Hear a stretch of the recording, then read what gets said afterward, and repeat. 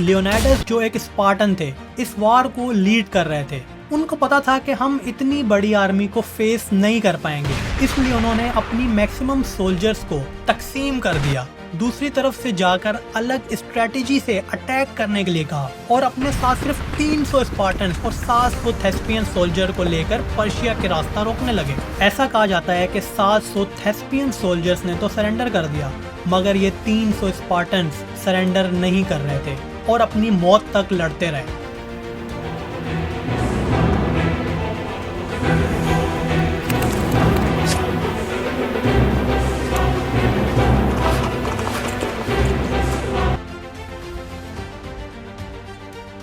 कराची के first elected mayor Jamshed Nasir Mehta या India के फेमस बिजनेसमैन रतन टाटा, इन सब का ताल्लुक पारसी ओरिजिन से है। कराची की पारसी कॉलोनी को तो देखा ही होगा आपने। इन लोगों को हम पारसी कहते हैं, यानी पर्शियंस। ये पर्शियंस 7th सेंचुरी में हिंदुस्तान माइग्रेट होकर आए। पर्शियन एम्पायर जो अपने टाइम का वर्ल्ड लार्जेस्ट एम्पायर था,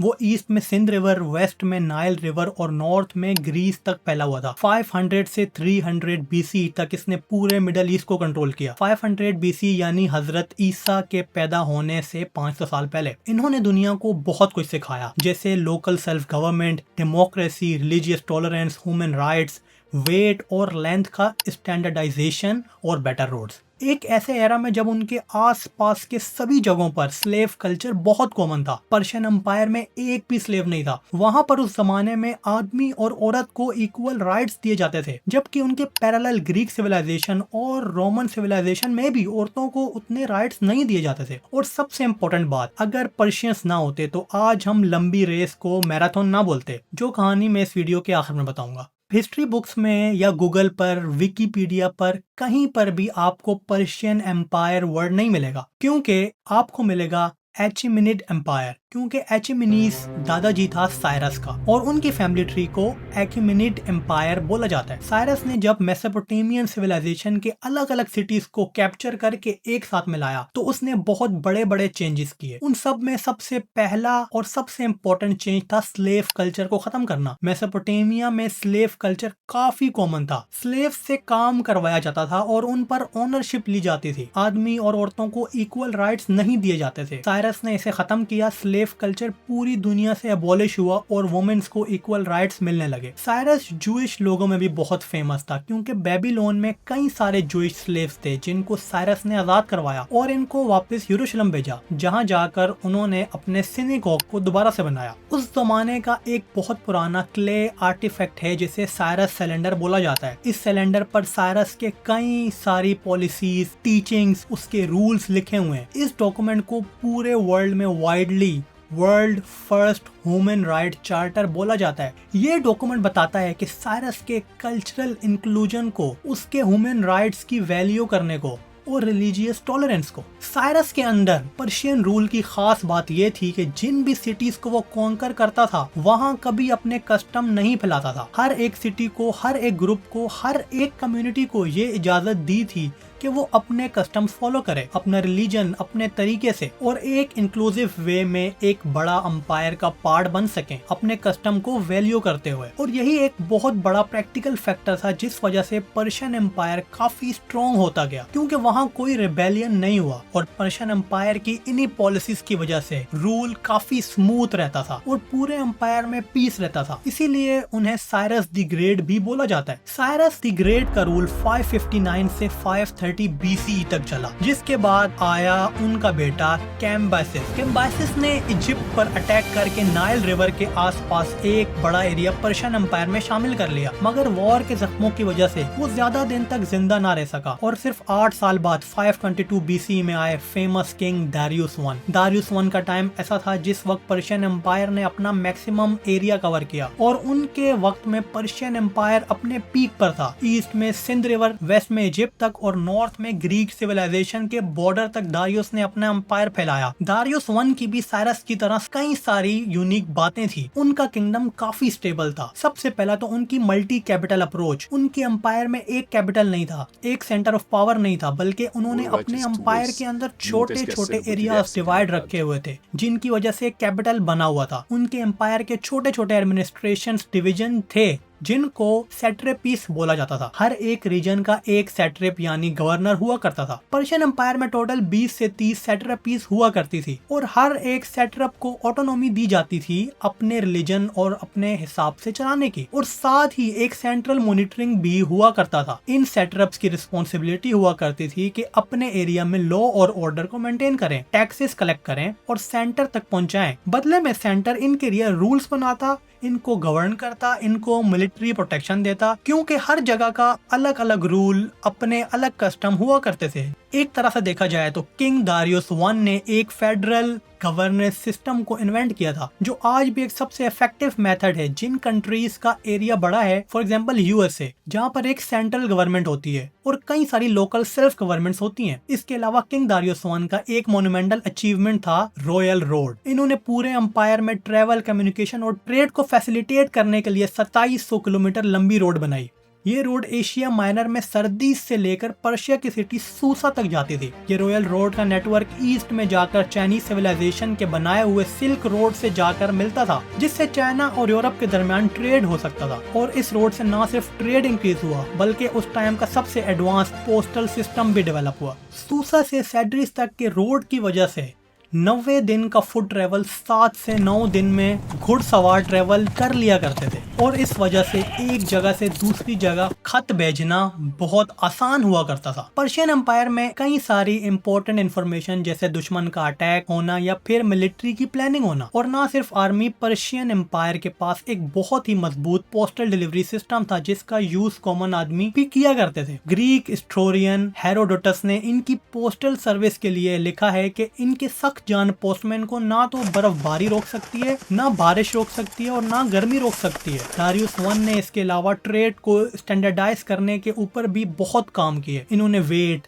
लेंथ, मेजरमेंट को स्टैंडर्डाइज किया, एक सिंगल यूनिट बनाई जो पूरे एम्पायर में फॉलो होती थी। इन्होंने पूरे एम्पायर में कॉइन्स को स्टैंडर्डाइज किया। दारियुस को अपने लॉज और जुडिशियल सिस्टम्स के लिए भी जाना जाता है। उन्होंने कई सारी चीजों के लिए लॉज बना रखे थे और एक जुडिशियल सिस्टम बना रखा था जो सजा देता था या फिर केसेस को सॉल्व करता था, और ये सभी लॉज उन्होंने अपने तरीके से बनाए थे। सीरिया, बेबीलोन, इजिप्ट, जिन भी किंगडम को उन्होंने कॉन्कर किया, वहाँ के जो सिलेक्टेड लॉज थे उनको लेकर उन्होंने अपना लॉ सिस्टम बनाया। ओवरऑल पर्शियंस जिस रिलीजन को फॉलो करते थे उसको बोला जाता है ज़ोरोएस्ट्रियनिज्म, और आज भी जो पर्शियंस पाकिस्तान में हैं वो इसी रिलीजन को फॉलो करते हैं। ये रिलीजन स्टार्ट करने वाले थे प्रॉफिट ज़ोरोआस्टर। इस रिलीजन को दुनिया का सबसे पुराना मोनोथियस्टिक रिलीजन कहा जाता है, यानी ऐसा रिलीजन जिसके अंदर एक ही गॉड है। इससे पहले हर एक सिविलाइजेशन अपना अपना अलग अलग रिलीजन फॉलो किया करती थी, जैसे इजिप्शियन सिविलाइजेशन जो अपने गॉड को फॉलो किया करती थी। इजिप्ट में बहुत सारे गॉड हुआ करते थे। इंडस वैली सिविलाइजेशन में बहुत सारे गॉड हुआ करते थे जो आज भी हैं, जैसे भगवान शिव,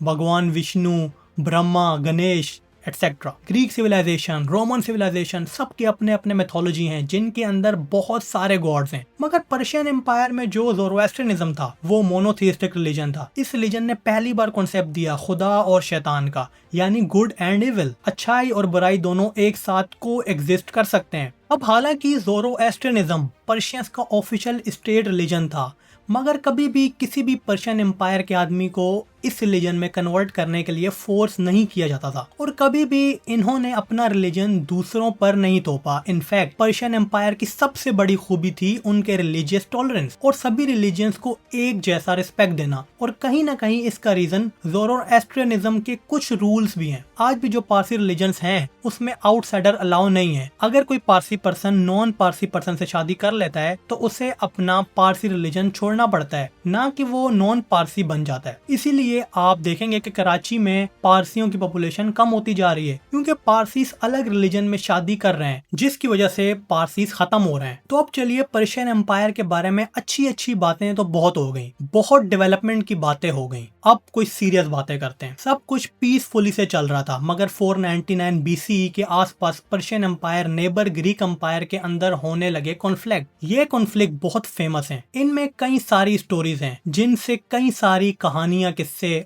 कई सारी मूवीज बनी है। इन कॉन्फ्लिक्ट को फेमसली बोला जाता है Greco Persian Wars. Present day में जो टर्की है उसके वेस्टर्न पार्ट को एशिया माइनर बोला जाता है। इस एशिया माइनर में कई सारे छोटे छोटे ग्रीक किंगडम हुआ करते थे जो कि पर्शियन रूल में थे। ये रीजन था एयोलिस, डोरिस, साइप्रस और कारिया। पर्शियन एम्पायर ने इन ग्रीक सिविलाइजेशन की सिटीज को रूल करने के लिए जिन गवर्नर्स को अपॉइंट किया था उनसे ये लोग डिससेटिस्फाइड थे। इसीलिए 499 BCE में इन छोटी छोटी सिटीज ने मिलकर पर्शियन किंगडम के अगेंस्ट एक जंग शुरू कर दी जिसे बोला जाता है आयोनियन रिवोल्ट। पर्शियन किंग वैसे तो काफी अच्छे थे मगर उन सब के अंदर एक ख्वाहिश थी अपने किंगडम को ज्यादा से ज्यादा एक्सपेंड करने की। लेकिन ये आयोनियन रिवोल्ट इंडिपेंडेंस चाहता था और इन्होंने इस रिवोल्ट के चक्कर में पर्शियन सिटी सेड्रिस को आग लगा दी। इससे किंग दारियुस बहुत गुस्सा हो गए और उनके अंदर एक बदले की आग लग गई। सारे के सारे ग्रीक के अगेंस्ट दारियुस ने अपने एम्बेसडर्स ग्रीक सिटी के पास भेजे। दो major Greek super powers Athens और स्पार्टा ने इन पर्शियन एम्बेसडर को कत्ल कर दिया और किंग दारियुस के डिमांड्स को खारिज कर दिया, जिसके बाद ग्रीक और पर्शिया के दरमियान लड़ाइयां शुरू हो गईं। सबसे पहले 490 BCE में हुई बैटल ऑफ मैराथन। ये लड़ाई हुई एथेंस और पर्शिया के दरमियान। पर्शियन सोल्जर्स अपने शिप पर बैठकर ग्रीस की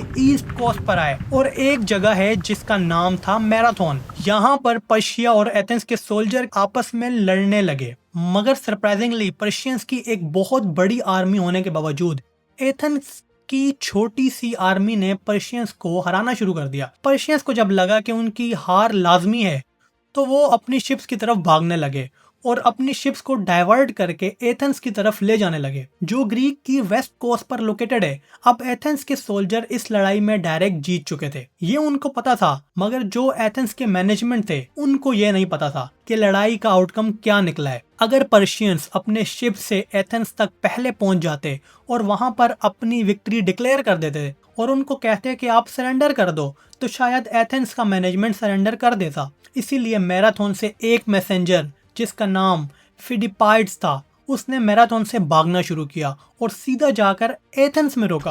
इसके बीच उसने अपनी स्पीड को बढ़ाने के लिए पहले अपने वेपन्स फेंक दिए और बाद में अपने सारे कपड़े उतार दिए ताकि उसकी स्पीड बढ़ सके। वो बिल्कुल नहीं रोका। एथेंस पहुंचकर उसने अपनी विक्ट्री डिक्लेयर की। उसने बोला कि हम जीत गए हैं और वहीं दम तोड़ दिया। उसने लगभग 26 माइल यानी 42.2 किलोमीटर की जर्नी कंप्लीट की थी। इसीलिए आज जो मैराथन होती है वो 42.2 किलोमीटर की ही होती है। इस वॉर में एथेंस ने नेबरिंग सिटी स्पार्टा से मदद मांगी थी, मगर मजे की बात यह है कि स्पार्टन्स उस वक्त कोई फेस्टिवल मना रहे थे। उन्हें पता नहीं था कि अगला नंबर उनका आने वाला है और 10 साल बाद आया भी। 480 BCE में दारियुस I के बेटे सर्सेक्स ने दोबारा ग्रीस पर हमला कर दिया। इस बार ग्रीक सिटी स्टेट्स ने एक अलायंस बनाई और इस सिटी स्टेट्स की अलायंस को लीड कर रहे थे स्पार्टा के लेओनाइडस।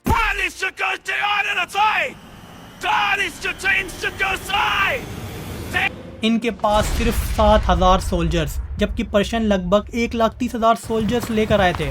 स्पार्टन्स की स्ट्रेटेजी ये थी कि एक पतली रोड जिससे पर्शियन आर्मी आने वाली है उसको ब्लॉक करके रखो क्योंकि हमारा नंबर कम है और उनका नंबर ज्यादा। लियोनाइडस जो एक स्पार्टन थे इस वार को लीड कर रहे थे। उनको पता था कि हम इतनी बड़ी आर्मी को फेस नहीं कर पाएंगे, इसलिए उन्होंने अपनी मैक्सिमम सोल्जर्स को तकसीम कर दिया। दूसरी तरफ से जाकर अलग स्ट्रेटेजी से अटैक करने के लिए कहा और अपने साथ सिर्फ 300 स्पार्टन्स और 700 थेस्पियन सोल्जर को लेकर पर्शिया के रास्ता रोकने लगे। ऐसा कहा जाता है कि 700 थेस्पियन सोल्जर्स ने तो सरेंडर कर दिया, मगर ये 300 स्पार्टन्स सरेंडर नहीं कर रहे थे और अपनी मौत तक लड़ते रहे।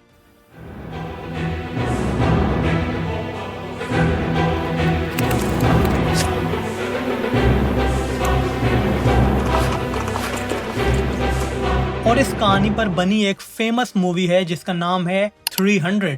अब हालांकि इसको पर्शियन आर्मी की जीत माना जा सकता है, मगर इस बैटल में पर्शियन आर्मी इतनी वीक हो गई और इतनी लेट हो गई कि उनको वापस जाना पड़ा। कुछ ही महीनों बाद पर्शियन किंग जर्जिक्स ने अपनी स्ट्रेटेजी बदली और इस बार नेवल अटैक किया। इस बार भी ग्रीस की अलाइड नेवल शिप्स ने पर्शियन को तीसरी बार भी हरा दिया। इस बैटल को बोला जाता है द बैटल ऑफ सलामिस। और फाइनली एक साल बाद 479 BC में हुई बैटल ऑफ प्लेटिया, जिसमें ग्रीक फोर्सेस ने पर्शियंस को एक जमीनी जंग में डायरेक्टली हराया और इसके बाद पर्शियंस ने कभी ग्रीक की तरफ हमला नहीं किया। अब हालांकि पर्शियंस ने ही सारे अटैक ग्रीस पर किए और इसमें कोई टेरिटरी लूज नहीं हुई, मगर इन वॉर में हारने से पर्शियंस को नुकसान बहुत हुआ। पर्शियन आर्मी का एक मेजर पोर्शन डिस्ट्रॉय हो गया। उन्होंने यूरोपियन बॉर्डर्स पर कई सारे फोर्ट्स बनाए थे, वो डिस्ट्रॉय हो गए और उनका वेस्टर्न बॉर्डर एकदम ओपन हो गया। और जब सेंट्रल कमांड, सेंट्रल ऑर्गेनाइजेशन थोड़ी वीक होती है तो जो इंडिपेंडेंट सेटअप्स होते हैं, जो गवर्नर्स होते हैं, उन्होंने अपनी मनमानी करना शुरू कर दी। उनके अपने एम्बिशंस बनने लगे कि हम ही खुद किंग बन जाते हैं। मगर पर्शियन एम्पायर की फाउंडेशन ही इतनी स्ट्रॉन्ग थी कि उसे पूरी तरह डिस्ट्रॉय होने में 100 साल लग गए। अलेक्जेंडर द ग्रेट, उन्होंने अपने एम्पायर को बहुत एक्सपैंड किया और 334 BC में एर्खमेनिड यानी पर्शियन एम्पायर पर अटैक किया और फाइनली इंडस रिवर तक एरिया अपने अंडर ले लिया। उनकी लड़ाई हुई पर्शियन एम्पायर के लास्ट किंग दारियुस 3 से, और दारियुस 3 को हराकर उन्होंने पर्शियन एम्पायर को कम्प्लीटली कोलैप्स कर दिया। अब हालांकि इसके 7 साल बाद ही 323 BC में अलेक्जेंडर की डेथ हो गई, मगर इसके बाद पर्शियन एम्पायर बहुत कमजोर हो गई। कई सालों तक ग्रीस के अलग अलग रूलर्स ने इस जगह पर हुकूमत की। इसके बाद आए ससानियन एम्पायर जो अगले 400 साल तक चला। फिर 633 AD इस्लाम के दूसरे खलीफा हजरत उमर फारूक ने ससानी एम्पायर को जंगे कादसिया में हराकर इस्लामिक एम्पायर का हिस्सा बना लिया।